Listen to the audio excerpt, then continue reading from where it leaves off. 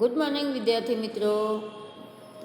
ધોરણ 8 SS chapter 5માં આપણે કયા લેક્ચરમાં વિદ્યાર્થી મિત્રો જોઈ ગયા કે ખુદીરામ બોઝ, રામપ્રસાદ બિસ્મિલ, અશફાકુલ્લા ખાં અને ચંદ્રશેખર આઝાદ. તો ખાસ વિદ્યાર્થી મિત્રો મેઇન ટૉપિક આપણે એ સમજી ગયા કે આપણા જે ક્રાંતિકારી વીરો છે તેમને પોતે કાર્ય કરવાની કયા કારણે પોતે આ અસહકારની ચળવળ ચલાવી હતી. તો પોતાનો ઉદ્દેશ હતો ક્રાંતિકારી પ્રવૃત્તિ અને બીજો કે હથિયાર માટે નાણાં મેળવવા તેમને ખાસ કાકોરી નામની ટ્રેન લૂંટવાનો સફળ પ્રયત્ન કર્યો હતો. હવે વિદ્યાર્થી મિત્રો એ આપણે જોઈએ કે ભગતસિંહ. તો ભગતસિંહ વિશેની સમજૂતી આપણે જોઈએ તો ભગતસિંહ સૌથી નાનામાં નાના આપણા શામાં દેખાય છે? આપણા ચિત્રમાં પણ દેખાય છે કે ભગતસિંહની ઉંમર કેવડી છે? સાવ નાની એક યુવા અવસ્થામાં છે. તો ભગતસિંહનો જન્મ પંજાબના લાયલપુર જિલ્લાના બંગા ગામમાં 28 સપ્ટેમ્બર 1907ના રોજ થયો હતો. ખાસ રાજ્ય આવે તો પંજાબ, જિલ્લો આવે તો લાયલપુર અને ગામ આવે તો બંગા. તો આ રીતે પંજાબના લાયલપુર ગામના બંગા ગામમાં 28 સપ્ટેમ્બર 1907ના રોજ ભગતસિંહનો જન્મ થયો હતો. અસહકારની ચળવળ વખતે તેઓ વિદેશી કાપડની હોરી કરવાના કાર્યક્રમમાં જોડાયા હતા. ખાસ વિદ્યાર્થી મિત્રો જુઓ, એક તો વિદેશી કાપડની હોરી કરવામાં, એમ તે વિદેશી કાપડને સળગાવવામાં આપણા જે રાષ્ટ્રીય નેતાઓ છે એ સફળતાપૂર્વક પાર પડ્યા હતા. તો અહીંયા ભગતસિંહે પણ અસહકારની ચળવળમાં ભાગ લીધો અને તેમને પણ વિદેશી કાપડ જે છે એની હોરી કરવામાં એમને કાર્યક્રમમાં એ પણ જોડાયા હતા. લાહોર નેશનલ કોલેજમાં ભણવા ગયા. ભગતસિંહ જે છે એ લાહોર નેશનલ કોલેજમાં એમ જે ભણવા ગયા ત્યારે તેમને સુખદેવ, ભગવતીચરણ અને યશપાલનો પરિચય થયો. ખાસ લાહોર નેશનલ કોલેજમાં જ્યારે ભણવા ગયા ત્યારે એમ તે એમના મિત્ર તરીકે સુખદેવ, ભગવતીચરણ અને યશપાલનો પરિચય થયો. તેમના ક્રાંતિકારી વિચારોને પીઠબળ મળ્યું અને 1928માં 8 એપ્રિલે ભગતસિંહ અને બટુકેશ્વર દત્તે ધારાસભામાં બોમ્બ ફેંક્યો હતો. ખાસ વિદ્યાર્થી મિત્રો ભગતસિંહે મુખ્ય શું કાર્ય કર્યું હતું? તો ભગતસિંહે અને તેમના મિત્ર બટુકેશ્વર દત્તે ધારાસભા કે જે આપણી ગાંધીનગરની અત્યારે ધારાસભા છે તો એવી ધારાસભામાં શું કર્યું હતું? બોમ્બ ફેંક્યો હતો. તો ફરીથી વિદ્યાર્થી મિત્રો કે ભગતસિંહ પંજાબના લાયલપુર જિલ્લાના બંગા ગામમાં 28 સપ્ટેમ્બર 1907ના રોજ તેમનો જન્મ થયો હતો. તેમને અસહકારની ચળવળ વખતે તેમને વિદેશી કાપડની હોરી કરવામાં તેઓ જોડાયા હતા. લાહોર નેશનલ કોલેજમાં જ્યારે તે ભણવા ગયા ત્યાં એમને બાળપણથી જ વિદ્યાર્થી મિત્રો અસહકારની લડતમાં જોડાયેલા તો હતા, પરંતુ વધારે પીઠબળ એટલે કે પોતાને વધારે પડતો પ્રોત્સાહન કોને આપ્યું? તો કોલેજમાં જ્યારે ભણવા ગયા ત્યારે સુખદેવ, ભગવતીચરણ અને યશપાલ નામના જે એમના મિત્રો થયા અને એમને ક્રાંતિકારી વિચારોને પીઠબળ આપ્યું, એટલે કે એમને વધારે પડતો શું કર્યો? એમાં પ્રોત્સાહન આપ્યું. અને આના કારણે ભગતસિંહે શું કર્યું? 1928માં કઈ તારીખ? 8મી એપ્રિલે ભગતસિંહ અને એમના મિત્ર બટુકેશ્વર દત્તે એમ તે ધારાસભા જે છે એ ધારાસભામાં શું થયું? બોમ્બ ફેંક્યો હતો. બોમ્બ ફેંકવાનો તેમનો ઈરાદો બહેરી થઈ ગયેલી અંગ્રેજ સરકારને જગાડવાનો હતો. તો બોમ્બ ફેંકવાનો ઈરાદો શું હતો એમને?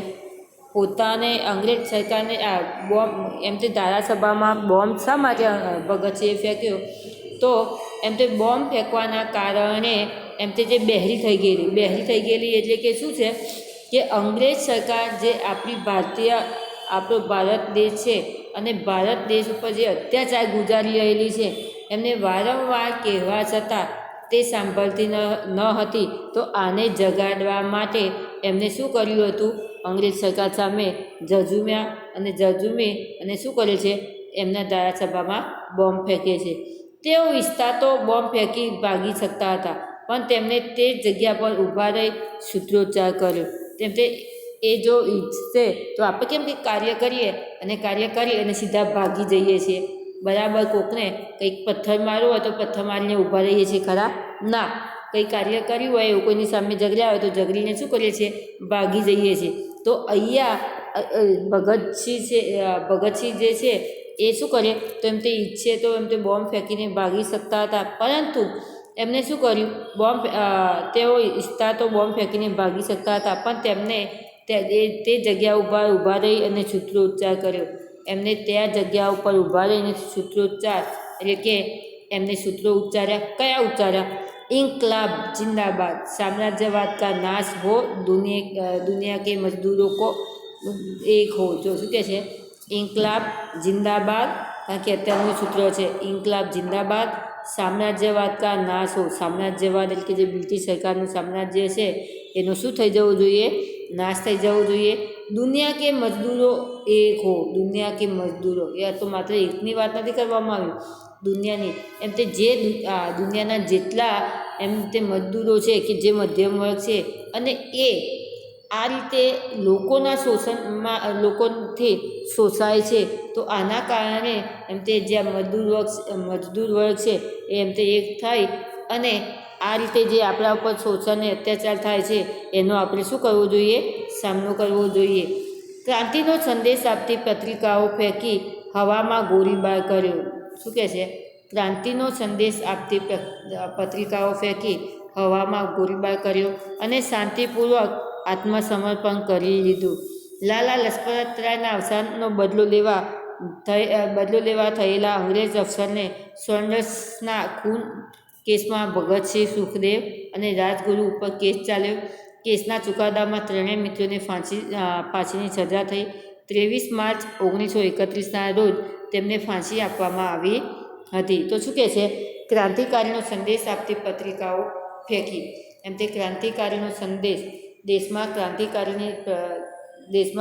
એમ તે ક્રાંતિકારીનો સંદેશ આપતી પત્રિકાઓ ભગતસિંહે ફેંકી હવામાં ગોળીબાર કર્યો અને શાંતિપૂર્વક આત્મસમર્પણ કરી દીધું. ત્યાં પહેલાં તો બોમ્બ ફેંકી સૂત્રોચ્ચાર કરી અને એમ તે ક્રાંતિકારી સંદેશની પત્રિકાઓ તે આજુબાજુ વેચી, ધારાસભાની આજુબાજુ, અને હવામાં શું કર્યું? તેમને ગોળીબાર કર્યો અને શાંતિપૂર્વક ભાગી જાય નહીં કે કંઈ પણ કર્યા વિના એમ તે શાંતિપૂર્વક અંગ્રેજ પોલીસના હાથમાં તે પકડાયા. લાલા લજપતરાયના અવસાનનો બદલો લેવા થયેલા અંગ્રેજ અફસર સોન્ડર્સના ખૂન કેસમાં, શબ્દ સાંભળો, લાલા લજપતરાયના અવસાનનો બદલો લેવા થયેલા અંગ્રેજ અફસર સોન્ડર્સના ખૂન કેસમાં ભગતસિંહ, સુખદેવ અને રાજગુરુ ઉપર કેસ ચાલ્યો. આ લોકોને શું હતું? લાલા લજપતરાયના અવસાનનો બદલો લેવો હતો ભગતસિંહને, અને બદલો લેવા અને અંગ્રેજ અફસર સોન્ડર્સના ખૂન કેસમાં અહીંયા એમ તે લાલા લજપતરાયના અવસાનનો બદલો લેવા તેમજ અંગ્રેજ અફસરના સોન્ડર્સના ખૂનમાં ભગતસિંહ, સુખદેવ અને રાજગુરુ ઉપર શું કર્યું? કેસ ચાલ્યો, કોર્ટમાં કેસ ચાલ્યો અને આ કેસમાં ત્રણેય મિત્રોને શું કરવામાં આવી? ફાંસીની સજા કરવામાં આવી. 23 માર્ચ 1931ના રોજ તેમને શું કરવામાં આવી? ફાંસી આપવામાં આવી. દિલ સે નિકલેગી ન મરકત ભી વતન કી ઉલ્થપ એટલે કે પ્રીત, મેરી મિટ્ટી સે ભી ખુશ્બુ એ વતન આએગી. શું કહે છે? દિલ સે નિકલેગી ન મરકત ભી વતન કી ઉલ્થપ એટલે કે મનથી, દિલથી એટલે કે હૃદયથી, નીકળેગી હૃદયમાંથી નીકળશે, ન મરકત ભી મરીશું તો પણ અને નહીં મરીએ તો પણ, વતન કી પ્રીત એમ તે અમારું જે વતન પ્રત્યેનો પ્રેમ છે એ જીવીએ કે મરીએ હૃદયથી અમારો વતન પ્રત્યેનો પ્રેમ દેખાઈ આવશે.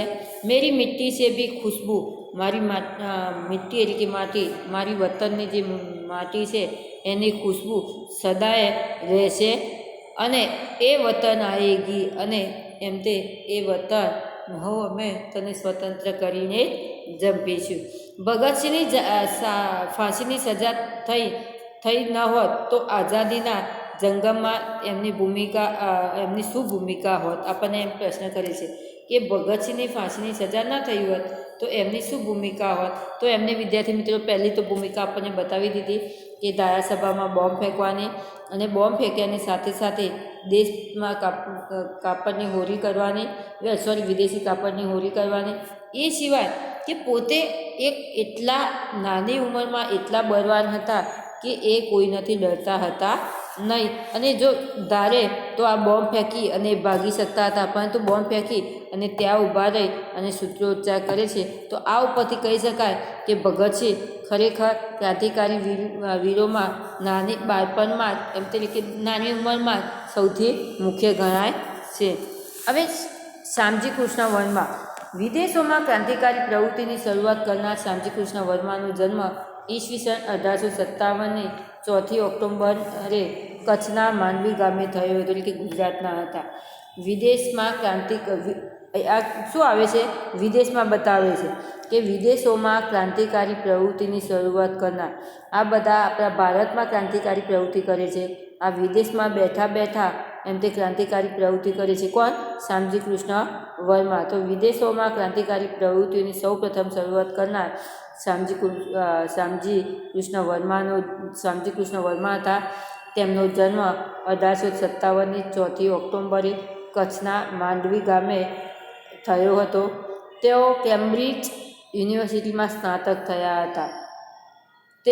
તેમણે ભારતમાં સ્વરાજ્ય મેળવવાના ઉદ્દેશથી લંડનમાં 1905ની 18મી ફેબ્રુઆરીએ ઇન્ડિયન હોમ રૂલ સોસાયટીની સ્થાપના કરી હતી. જો વિદ્યાર્થી મિત્રો, તેઓ એમ તે કેમ્બ્રિજ યુનિવર્સિટીમાં એમને શું થયા? સ્નાતક, એટલે કે પોતે એક અભ્યાસ પૂરો કર્યો હતો.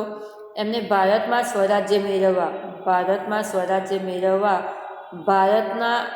ભારતના વતનીઓ જે પરદેશમાં રહે છે એ પરદેશમાં રહેનારા વ્યક્તિઓનું સંગઠન કરી અને ક્રાંતિકારી પ્રવૃત્તિ કરાવવાનું મુખ્ય કાર્ય કોને કર્યું હતું?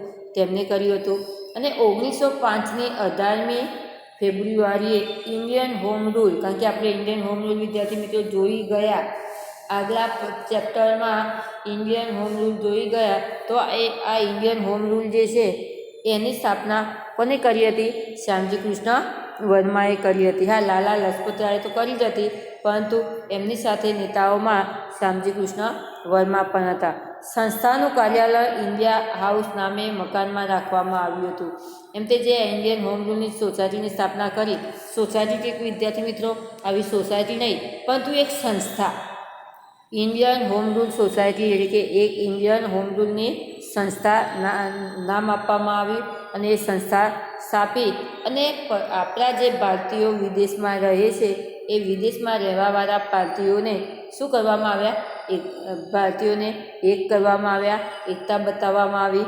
અને સંસ્થાનું કાર્યાલય ઇન્ડિયા હાઉસ નામે મકાનમાં રાખવામાં આવ્યું. અને સંસ્થાનું જે કાર્યાલય છે એ કાર્યાલય ઇન્ડિયા હાઉસ નામના મકાનમાં એમ તે એક મકાન નાખ્યું અને મકાનનું નામ શું આપવામાં આવ્યું? ઇન્ડિયા હાઉસ નામે આ મકાનને ઓળખવામાં આવ્યું.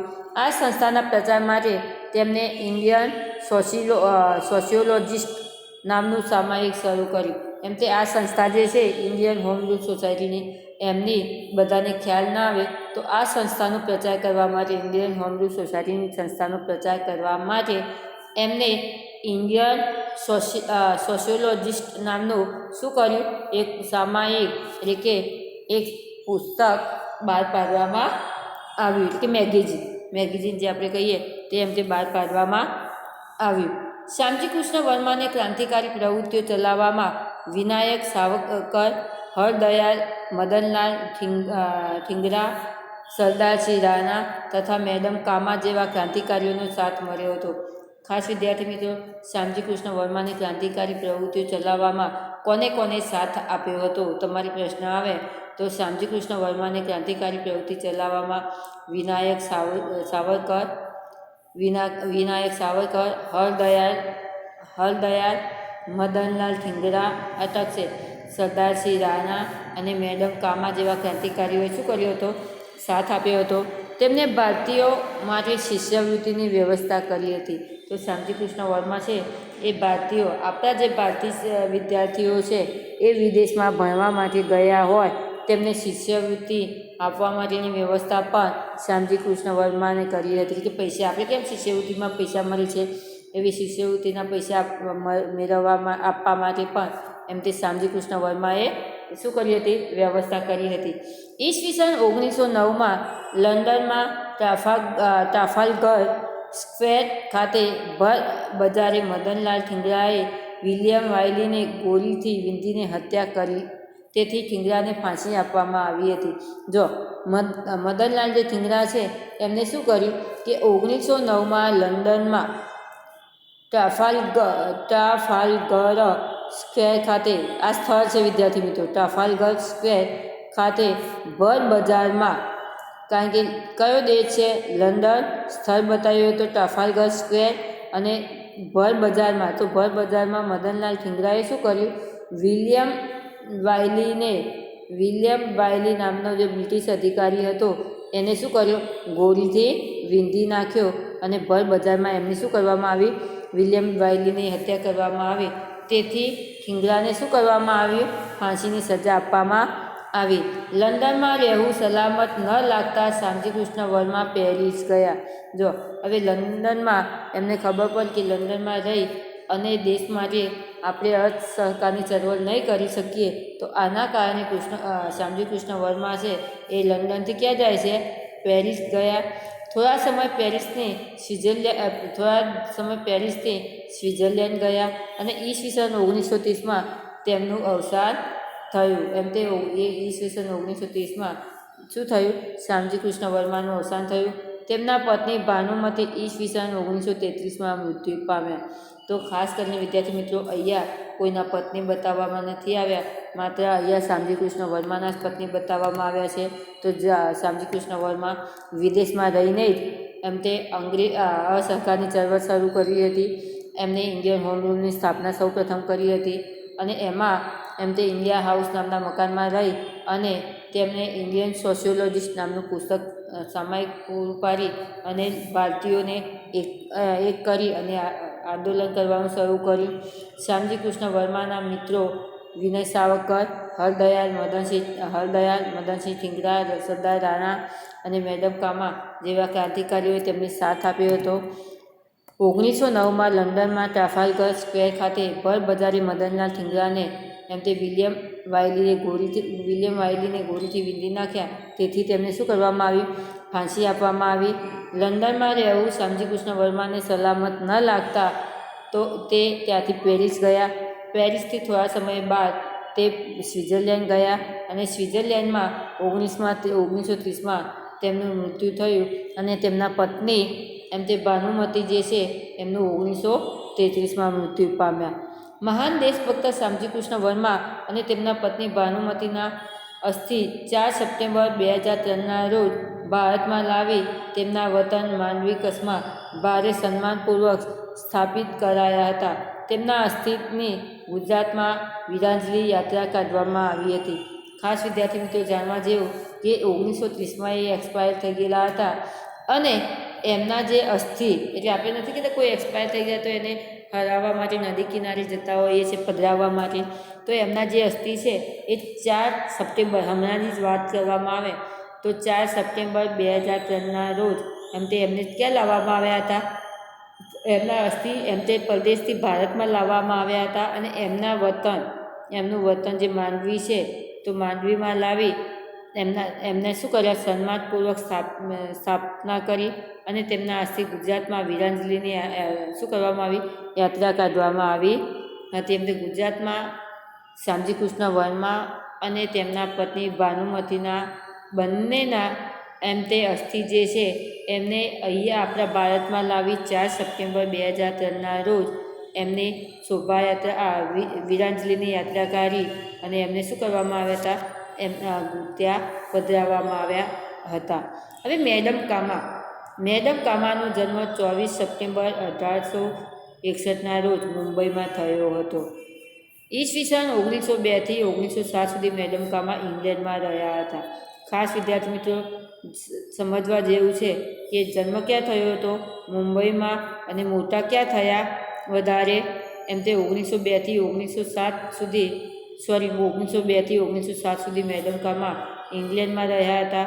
1905માં શામજી કૃષ્ણ વર્માએ લંડનમાં ઇન્ડિયન હોમ રૂલ સોસાયટીની સ્થાપિત. મેડમ કામા તેમાં સક્રિય કાર્યકર બન્યા. તેમણે 1907માં જર્મનીના રુઅટગાર્ડ સ્ટટગર્ટ શહેરમાં યોજાયેલી બીજી આંતરરાષ્ટ્રીય સમાજવાદી પરિષદમાં હાજરી આપી. આ પરિષદમાં તેમણે વંદે માતરમ મંત્ર અંકિત કરી ભારતનો ત્રિરંગી ધ્વજ સૌપ્રથમવાર હિંમતપૂર્વક ફરકાવ્યો હતો. તો વિદ્યાર્થી મિત્રો, અહીંયા મેડમ કામાનું કાર્ય શું હતું? એટલે કે એમને 1861માં એમનો જન્મ મુંબઈમાં થયો હતો.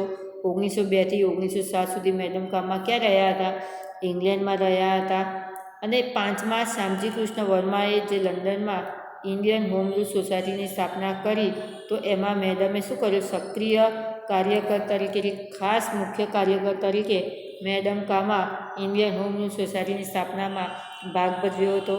તેમણે 1907માં જર્મનીના સ્ટુઅર્ટગાર્ડ શહેરમાં યોજાયેલ 1907માં જર્મનીના સ્ટુઅર્ટગાર્ડ શહેરમાં યોજાયેલ બીજી જે આંતરરાષ્ટ્રીય સમાજવાદી પરિષદ ભરાઈ, એમાં પણ એમને શું કર્યું હતું? હાજરી આપી હતી. કે ટૂંકમાં જર્મનીમાં 1907માં જર્મનીમાં એમને સ્ટુઅર્ટગાર્ડ ખાતે જે આંતરરાષ્ટ્રીય પરિષદ ભરાઈ, એમાં મેડમ કામાએ શું કર્યું હતું? પોતાનો ફાળો આપ્યો, હાજરી આપી અને ફાળો આપ્યો. અને આ પરિષદમાં આંતરરાષ્ટ્રીય આ પરિષદ ભરાઈ, એમાં તે ત્રિરંગી ધ્વજ સૌપ્રથમ તેમને હિંમતપૂર્વક, કારણ કે બધા વચ્ચે બીજા દેશમાં આપણા દેશનો ઝંડો સૌપ્રથમ કોને ફરકાવ્યો હતો? મેડમ કામાએ હિંમતપૂર્વક ફરકાવ્યો હતો. તો વિદ્યાર્થી મિત્રો, મેડમ કામાએ ફરકાવેલ ધ્વજમાં દર્શાવેલ 8 કમર તે તત્કાલીન 8 પ્રાંત છે. સૂર્ય અને ચંદ્રના પ્રતીક હિન્દુ મુસ્લિમ ઐક્યના પ્રતીક તરીકે બતાવાયા છે. મેડમ કામાએ જે ધ્વજવંદન ફરકાવ્યો હતો, એ ધ્વજવંદનમાં 8 કમર બતાવ્યા હતા. અને આ 8 કમર જે છે એ સૂર્ય અને ચંદ્રના પ્રતીકરૂપ હિન્દુ મુસ્લિમ શું છે? હિન્દુ મુસ્લિમની